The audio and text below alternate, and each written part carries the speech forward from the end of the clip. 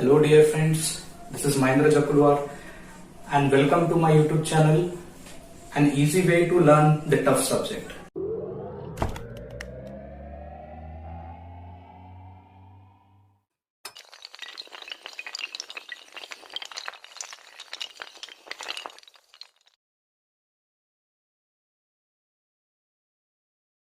So dear friends, in this video we are going to start the new chapter, that is the fourth chapter of Science Part 1 of 10th standard, and that chapter is the effect of electric current.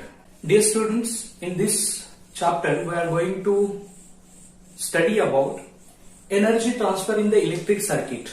The first topic is energy transfer in the electric circuit, and the second one is the heating effect of electric current, and the third topic is the magnetic effect of electric current. So these three topics we are going to study in this chapter. That is, the first one is the energy transfer in the electric circuit, second one heating effect of electric current, and the third one is magnetic effect of electric current. Dear students, before starting this video, I request you all, if you didn't subscribe my channel, then please subscribe the channel and press the bell icon. You will get notification of my new videos. So dear students, let's start our fourth chapter, that is effect of electric current. Dear students, at the beginning of this chapter, the two questions are asked. The first question is, how do we decide that the given material is good conductor of electric current or it is an insulator? इसका मतलब है, अगर given material है, हमारे पास कोई material दिया हुआ है, वो मटेरियल गुड कंडक्टर है इलेक्ट्रिसिटी का या फिर बैड कंडक्टर है, जिसको हम इंसुलेटर भी बोलते हैं, ये हम कैसे डिसाइड करेंगे, राइट? तो इसके लिए सिंपल सा टेक्निक है हमारे पास. हम कोई भी एक इलेक्ट्रिकल सर्किट लेते हैं. जैसे मान लो कि यहाँ पे एक इलेक्ट्रिकल सर्किट है, दिस इज द बल्ब, और यहाँ पे हम एक सोर्स कनेक्ट करेंगे, एक सेल या फिर बैटरी ले लेते हैं यहाँ पे, और इसको करने के बाद यहाँ पे एक स्विच ले लेते हैं हम, this is the switch, and in the free end of this circuit, इस सर्किट के फ्री एंड में हम क्या करने वाले हैं, गिवन मटेरियल को कनेक्ट करेंगे. करेक्ट? फॉर एग्जाम्पल हमारे पास कोई मटेरियल है, तो उस मटेरियल को हम कहां पे, इस फ्री एंड के बीच में कनेक्ट करेंगे. और जैसे ही हम स्विच ऑन करते हैं, at that time what happen, if this material is the conductor, that is electrical conductor, then this bulb will start to glow. और जैसे हम स्विच को ऑन करते हैं, यानी सर्किट को क्लोज कर दिया, और अगर ये मटेरियल जो हमने इन दोनों एंड्स के बीच में लगाया है, अगर ये मटेरियल इलेक्ट्रिकल कंडक्टर है, एट दैट टाइम ये बल्ब जो है वो ग्लो होना स्टार्ट होगा. And for bad conductor also we use the same technique, that is when we, और इन दोनों के बीच में जब हमने मटेरियल को लगाया, स्विच ऑन करने के बाद अगर ये बल्ब ग्लो नहीं हो रहा है, अगर ये बल्ब ग्लो नहीं हो रहा है, तो eight that time we can say that the given material is bad conductor of electricity, or you can say the given material is insulator of electric current. Correct? So this is the simple technique to identify that whether given material is electrical conductor or good conductor, or it is bad conductor or insulator. Okay. So the next question is, iron is a good conductor, but when we pick up a piece of iron resting on the ground, why don't we get an electric shock? अगर iron जो है, हमको पता है iron is a good conductor of electricity, अगर हम iron को जो कि ग्राउंड पे पड़ा हुआ है उसको लिफ्ट करते हैं, उसको पिकअप करते हैं, एट दैट टाइम हमको इलेक्ट्रिक शॉक क्यों नहीं लगता है? This is the question, right? Why don't we get the electric shock when we pick iron resting on the ground? Correct? Even though the iron is the good conductor of electricity. तो इसको समझने के लिए हमको थोड़ा basic concept को समझना होगा, बेसिक चीजों को समझना होगा. What is mean by electricity, और इलेक्ट्रिसिटी कैसे फ्लो होता है सर्किट में या फिर गिवन मटेरियल में, राइट? ये हम जानेंगे. तो उसके लिए हम कुछ सिंपल एक एग्जांपल कंसिडर करते हैं. थोड़ा हमको एटम को समझना होगा। एटम क्या होता है? As you know that atom जो है वो कुछ इस तरह दिखता है, और इस एटम के सेंटर में, जिसको हम न्यूक्लियस बोलते हैं, इसमें दो फंडामेंटल पार्टिकल होते हैं जिसको हम बोलते हैं प्रोटॉन एंड न्यूट्रॉन। और इस न्यूक्लियस के राउंड में जो डिफरेंट ऑर्बिट्स यहां पे दिख रहे हैं, in these orbit the electrons are revolving. Electrons क्या होते हैं? उस न्यूक्लियस के राउंड में रिवॉल्व होते हैं इन पर्टिकुलर ऑर्बिट। ये इलेक्ट्रॉन्स है, correct? This electrons are revolving in a particular orbit like this. Okay, so this is the basic structure of an atom. So this atom consists of three fundamental particles, that is the positively charged proton. Proton positive charge होता है, electron have negative charge and neutron पे कोई charge नहीं होता है, no charge. Neutron पे कोई charge नहीं होता है, ठीक है? तो यहां पे हमको एक चीज समझना होगा कि किसी भी एटम में जितने नंबर ऑफ पॉजिटिव चार्ज होते हैं, दैट मीन्स दैट जितने नंबर ऑफ प्रोटॉन्स होते हैं उतने ही नंबर ऑफ इलेक्ट्रॉन्स होते हैं। ये चीज हमेशा ध्यान में रखना। The number of proton is always equal to number of electron. किसी भी मटेरियल के एटम में जितने प्रोटॉन होते हैं, यानी जितने पॉजिटिव चार्ज होते हैं, उतने ही निगेटिव चार्ज होते हैं, और निगेटिव चार्ज को हम क्या बोलते हैं? Electrons. Number of proton is equal to number of electron in given atom, that is the number of positive charge is always equal to the number of negative charge. इस atom के outer most orbit में जो electrons होते हैं उसको बोलते हैं हम फ्री इलेक्ट्रॉन। क्या बोलते हैं? Free electron. अब इसको फ्री इलेक्ट्रॉन्स क्यों बोला जाता है? क्योंकि they are free to move, they are free to move. If we supply some energy to this atom, then this electron can move. ये इलेक्ट्रॉन क्या हो सकते हैं? मूव हो सकते हैं। So therefore they are called as free electron. So let us consider the simple example here. How does the electric current will flow in the given material or given conductor? So let us consider the simple conductor here. यहाँ पे हम एक simple conductor को consider करते हैं. And as you know that this conductor is made by the metal, and metal consists of number of atoms. इस metal के conductor में number of atoms होते हैं. Okay, number of atoms. Like this.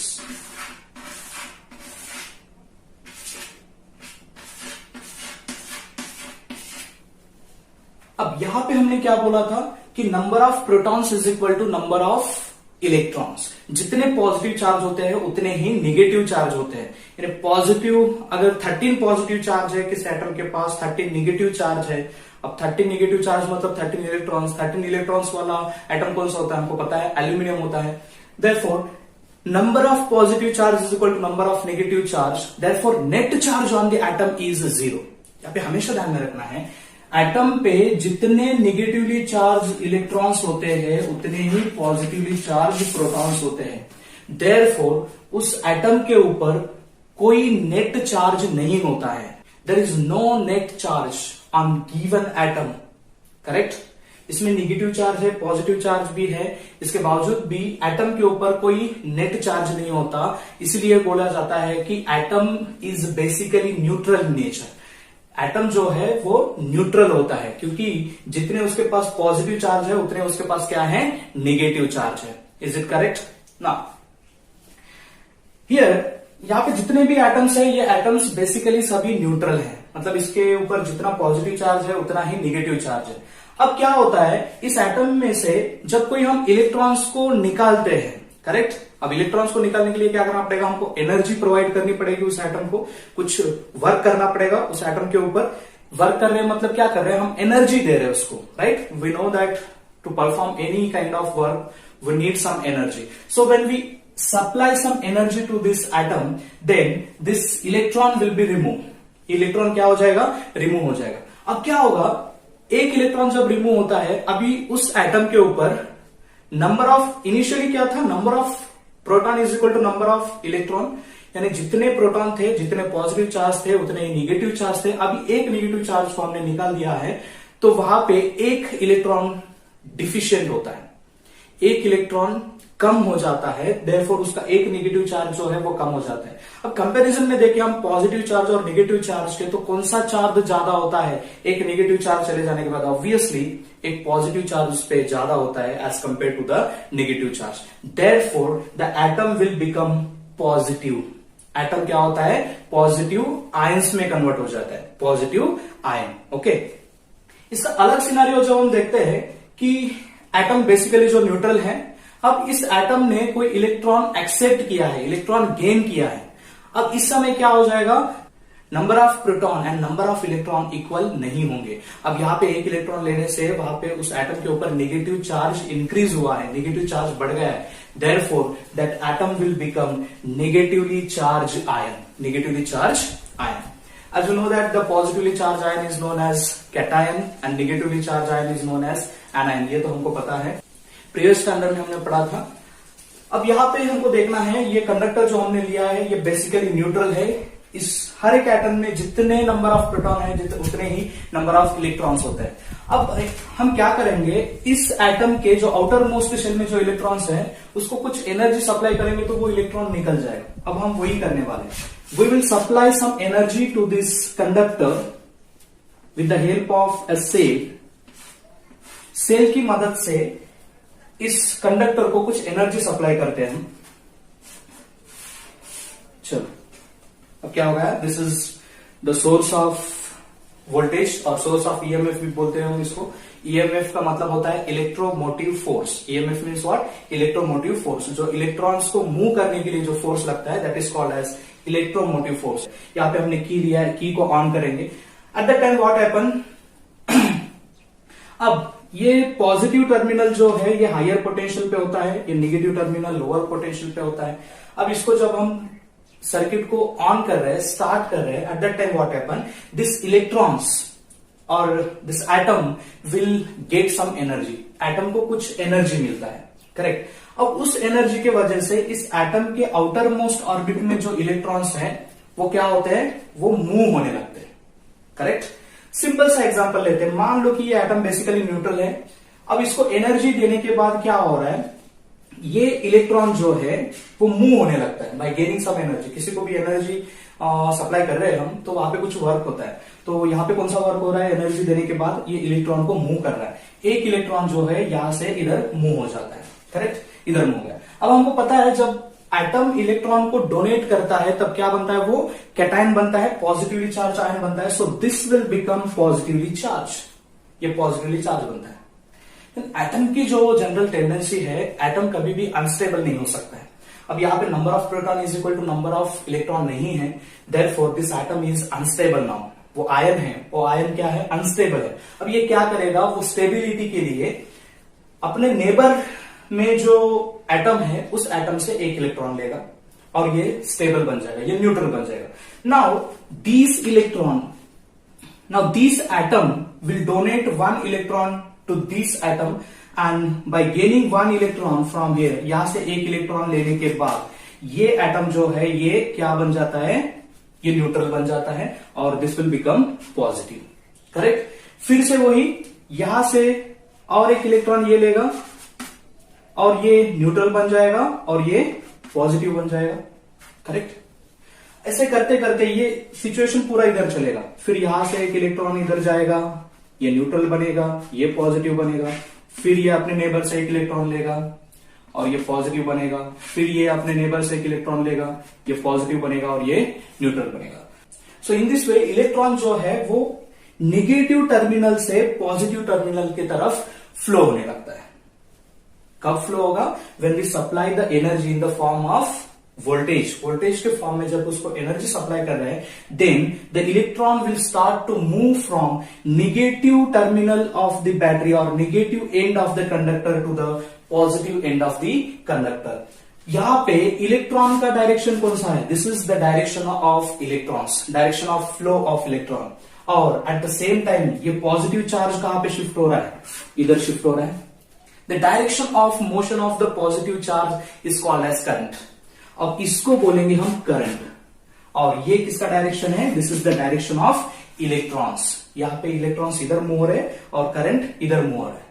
हम generally ऐसे बोलते हैं कि the direction of electrons and the direction of current is exactly opposite to each other.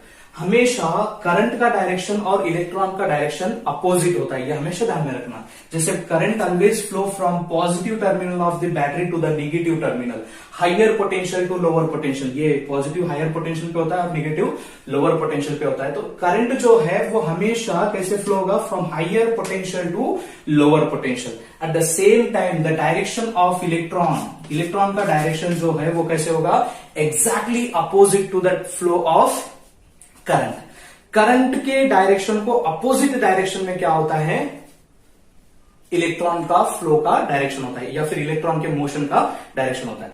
So this is why the direction of electrons is opposite to the direction of current.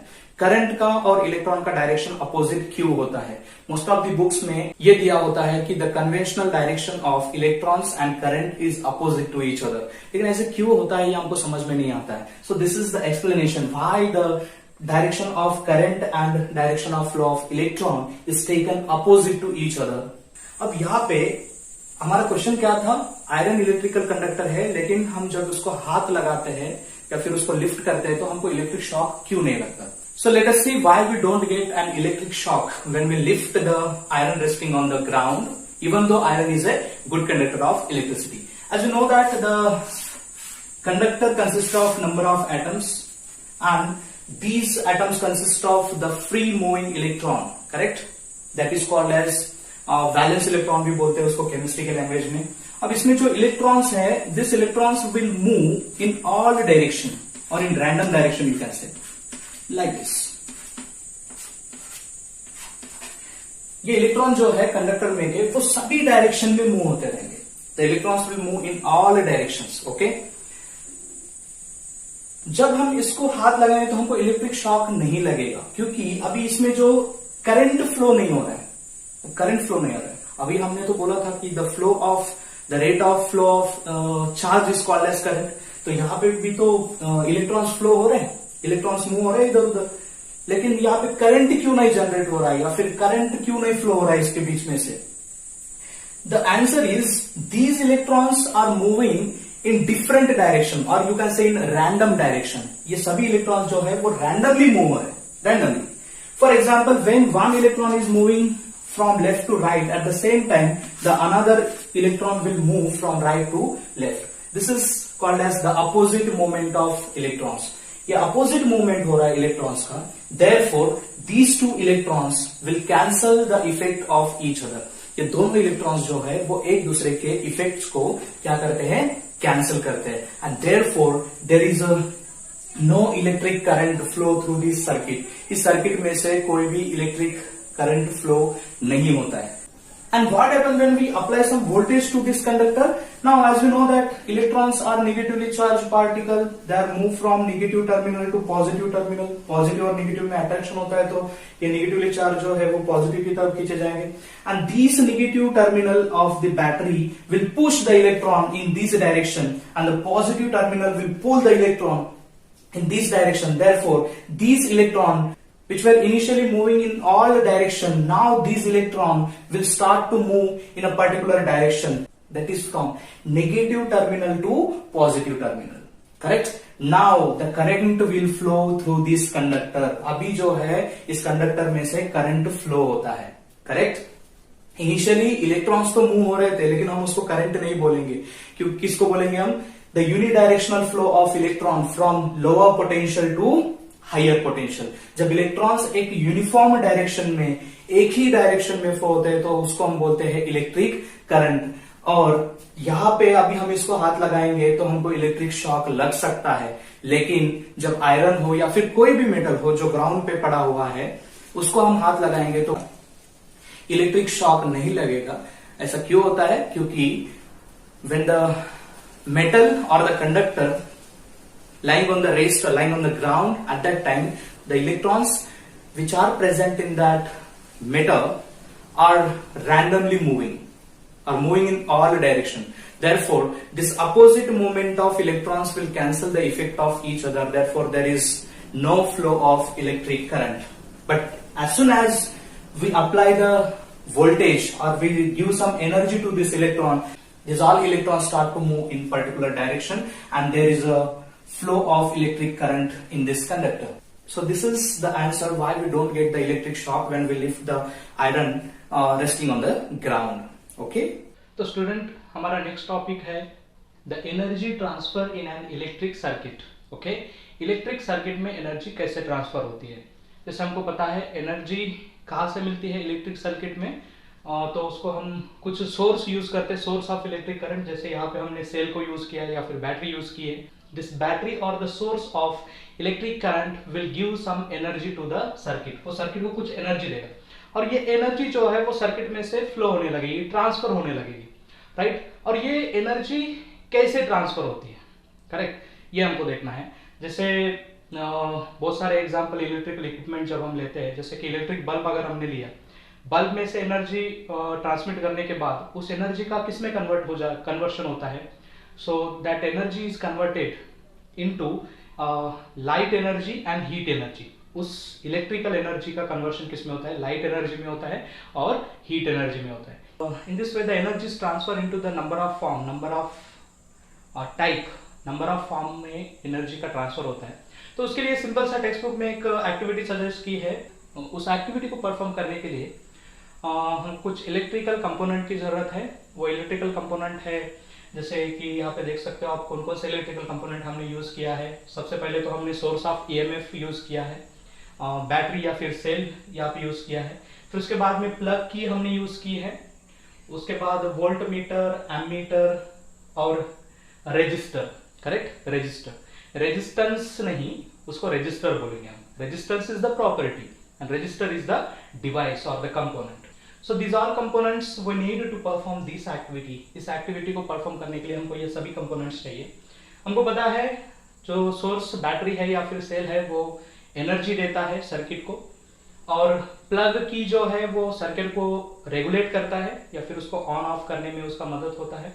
उसके बाद volt meter जो है वो किसी भी दो terminal के बीच में का पोटेंशियल डिफरेंस को मेजर करता है. करेक्ट, क्या करता है, what is the function of the volt meter. Volt meter is used to measure the potential difference between any two ends of the conductor और any two ends of the circuit. Circuit में के कोई भी दो and में का जो potential difference measure करना है हमको, तो उसके लिए हम वोल्ट मीटर यूज करते हैं. And ammeter is a device or the component which is used to measure the current flows through the circuit. Circuit में से जो कुछ भी करंट फ्लो हो रहा है उसको मेजर करने के लिए जो हम डिवाइस यूज करते हैं उसको बोलते हैं हम एमीटर. उसके बाद में रजिस्टर है.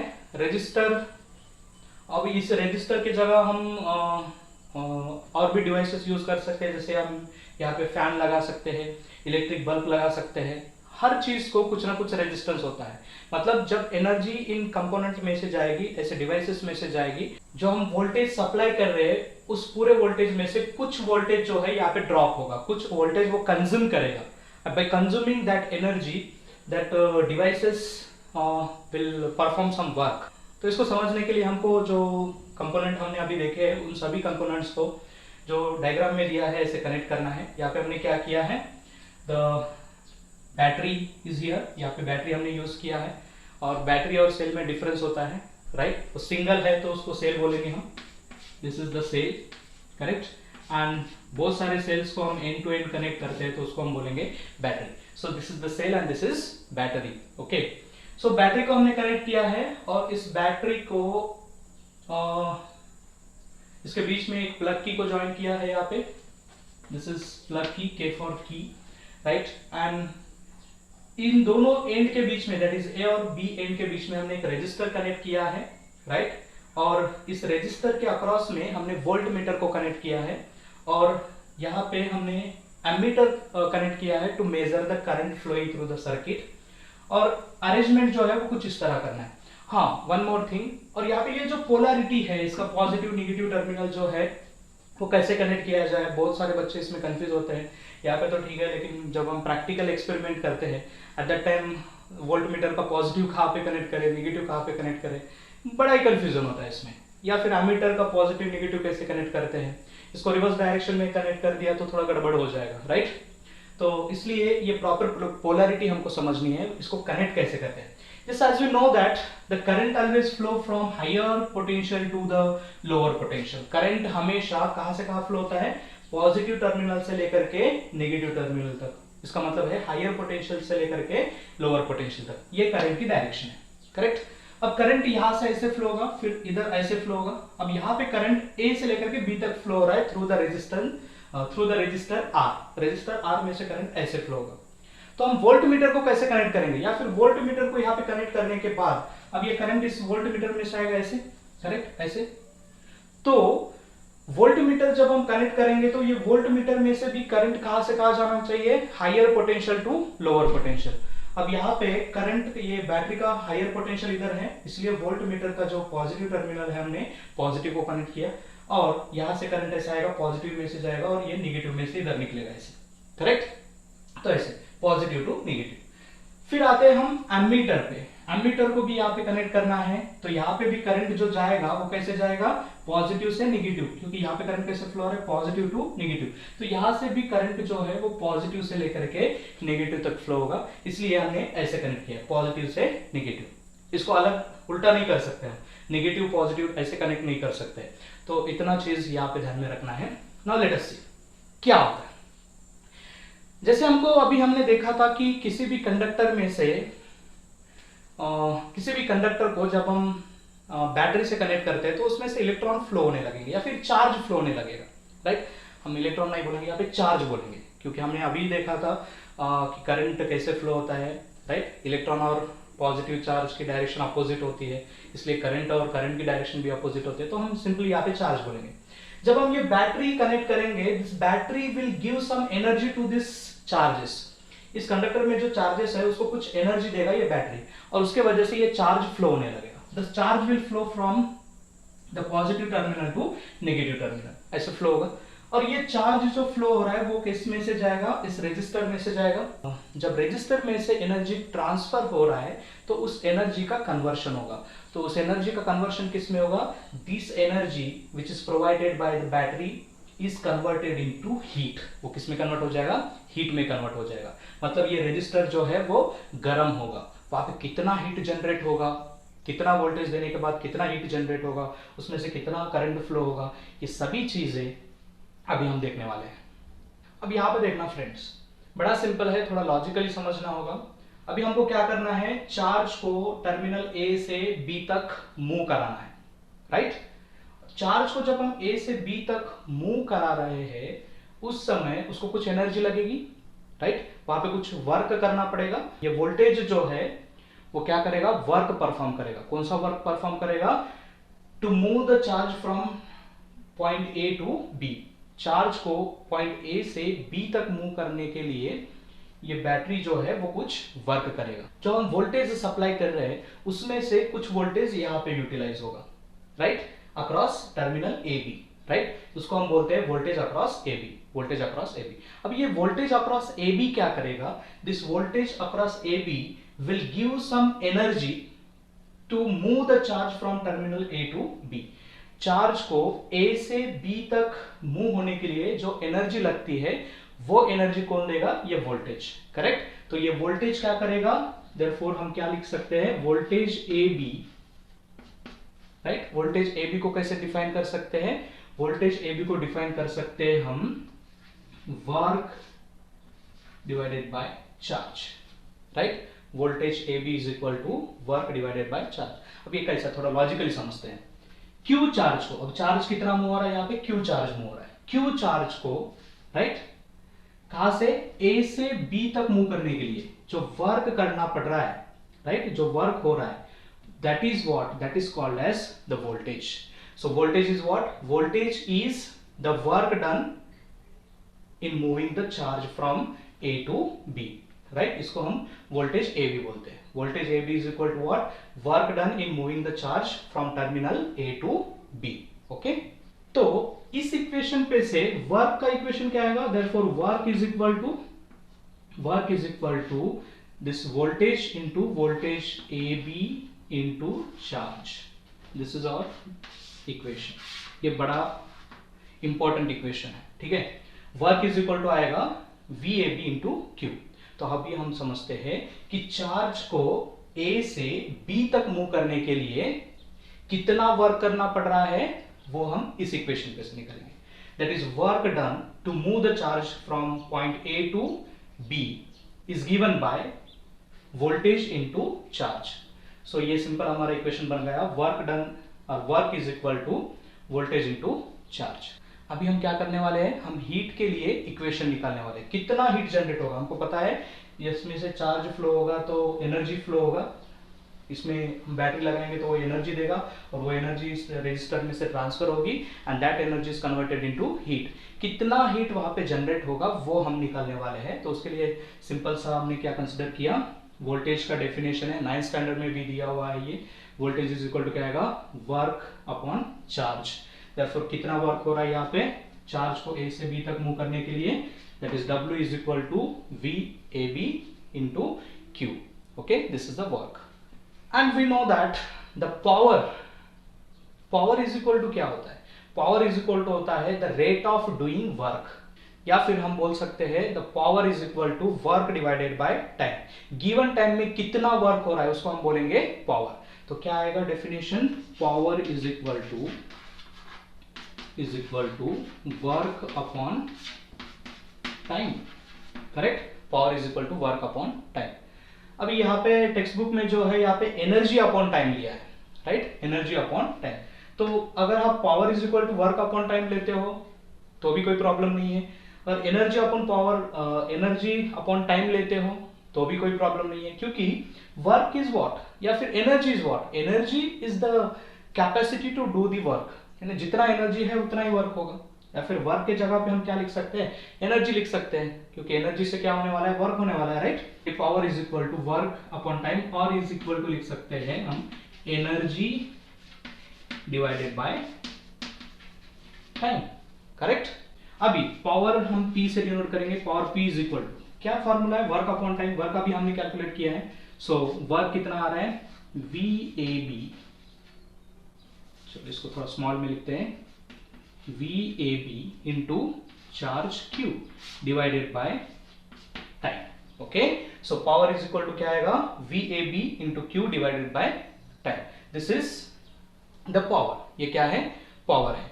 अभी क्या मिला हमको, power is equal to voltage into charge divided by time, right. लेकिन हमको एक बेसिक डेफिनेशन पता है, दैट इज इलेक्ट्रिक करंट की। What is electric current, the rate of flow of charge is called as current. Correct, the rate of flow of charge is called as current. अब rate of current को कैसे निकाल सकते हैं हम, current is equal to क्या हो जाएगा, charge divided by time, right. This is what the rate of flow of charge. So in this equation, instead of Q divided by T, we can write I, that is current.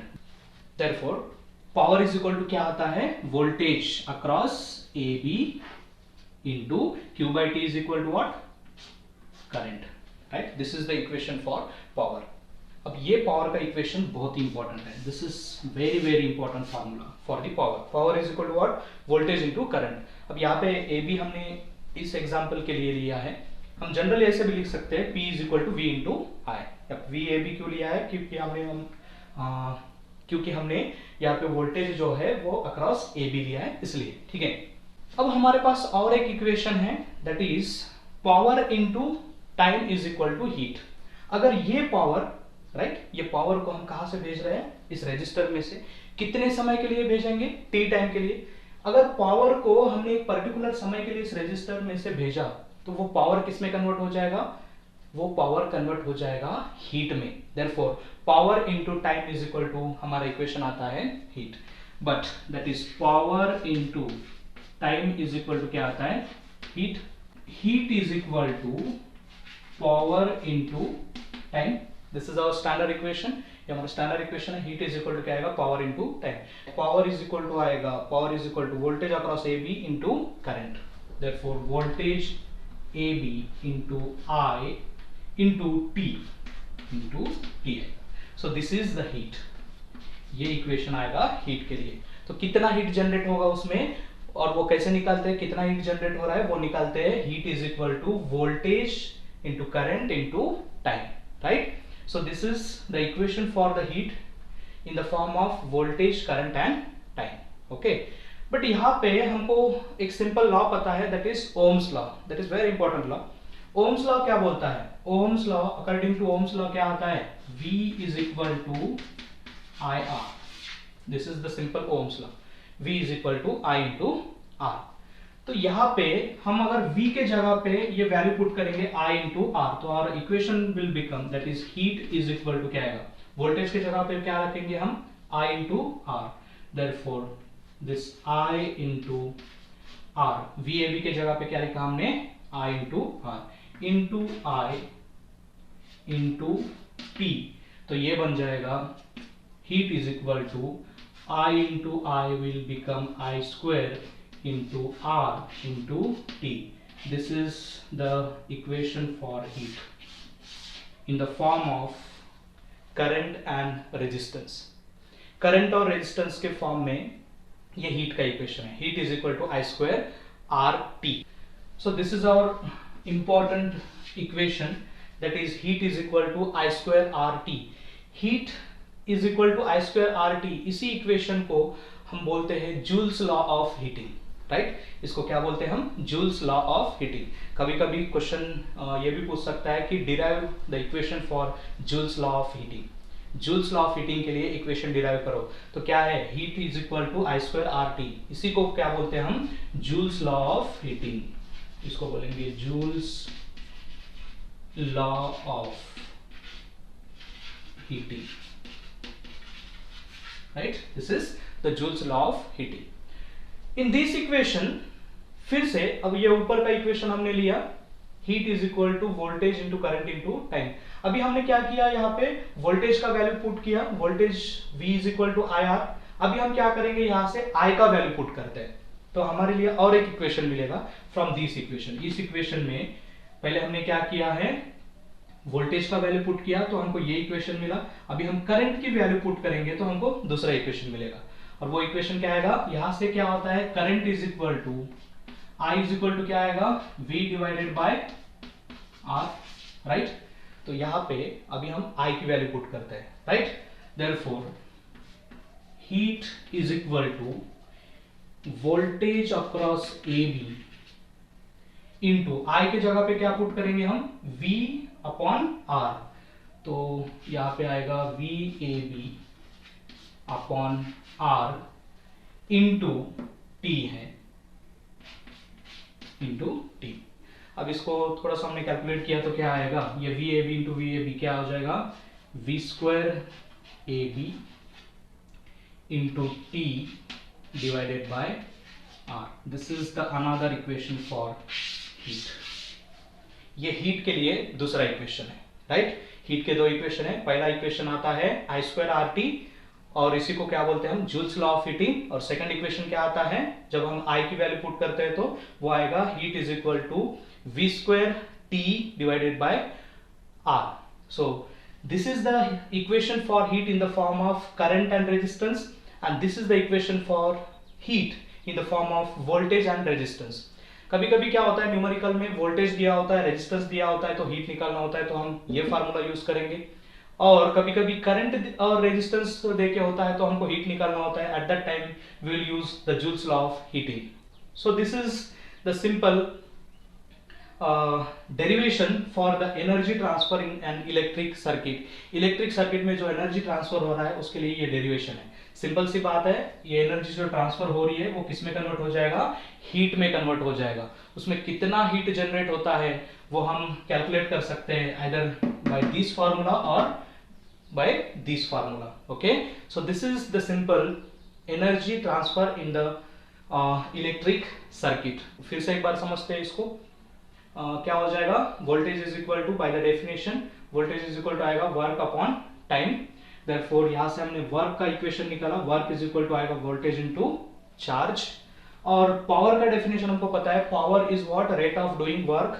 therefore power is equal to आएगा work upon time.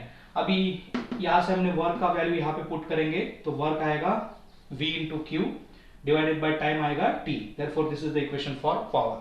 और power का equation, हाँ, अभी यहाँ पे Q by T is equal to क्या होता है, करंट होता है.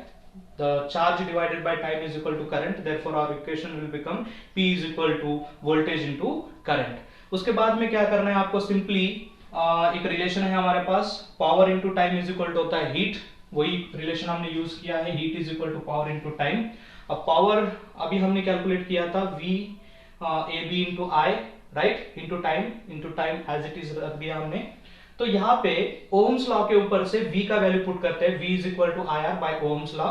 तो यहाँ पे ये आ जाएगा I into I square R T. This is the first equation for heat produce in this resistor, that is also called as Joule's law of heating.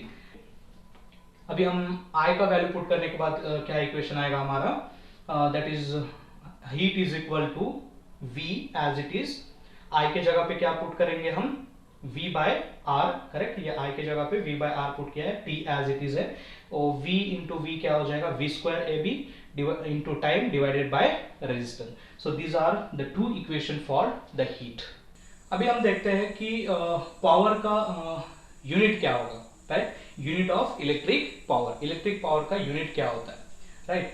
जैसे हमको पता है power P is equal to voltage into current होता है. जैसे अभी हमने equation derive किया था इसके लिए, power P is equal to voltage into current. अभी हमको पता है वोल्टेज का जो ऐसा यूनिट है वो क्या होता है, वो होता है वोल्ट. क्या होता है, वोल्ट. और करंट का ऐसा यूनिट क्या होता है, वो होता है ampere, right, ampere, right. Power is equal to voltage into current, और वोल्टेज का ऐसा यूनिट है वोल्ट, और करंट का ऐसा यूनिट है एम्पियर. तो यहाँ पे हम लेते हैं 1 volt into 1 ampere, 1 volt into 1 ampere. जैसे हमको पता है वोल्टेज इज इक्वल टू क्या होता है, voltage is equal to work upon charge. Okay, work upon charge, right. So 1 volt के लिए लिख सकते हैं, क्योंकि वोल्टेज इज इक्वल टू आता है वर्क अपॉन चार्ज, और वर्क का ऐसा यूनिट क्या होता है, वो होता है जूल. तो 1 वोल्ट इज इक्वल टू क्या आ जाएगा, 1 जूल डिवाइडेड बाय, और चार्ज का ऐसा यूनिट होता है 1 coulomb, right. 1 joule divided by 1 coulomb is equal to what, 1 volt.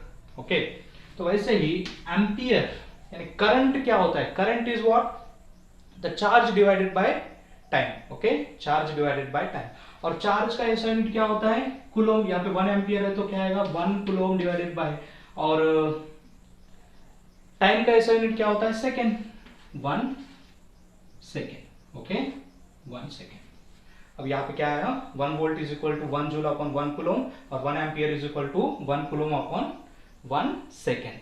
तो यहाँ पे 1 कूलोम कैंसिल हो गया है, तो यहाँ पे 1 क्या आएगा, 1 जूल डिवाइडेड बाय 1 सेकेंड. यहाँ पे आएगा हमारा joule per second. So what is the ऐसा यूनिट फॉर इलेक्ट्रिक पावर, ऐसा यूनिट फॉर इलेक्ट्रिक पावर आएगा जूल पर सेकेंड. अब इस जूल पर सेकेंड को ही, या फिर 1 जूल पर सेकेंड को ही हम क्या बोलते हैं, वैट बोलते हैं. क्या बोलते हैं, वैट.